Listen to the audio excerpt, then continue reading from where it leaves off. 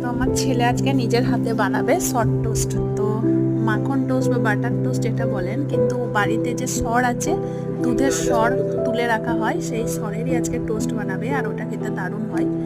দোকানে প্রায় কিনে খাই, কিন্তু আজকেও বাড়িতেই বানাবে আর নিজেই করছে। তো আপনাদেরকে দেখাবো কেমন বানাই, চলুন।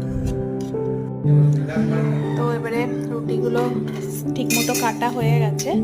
এরপরে এগুলো ছুরির সাহায্যে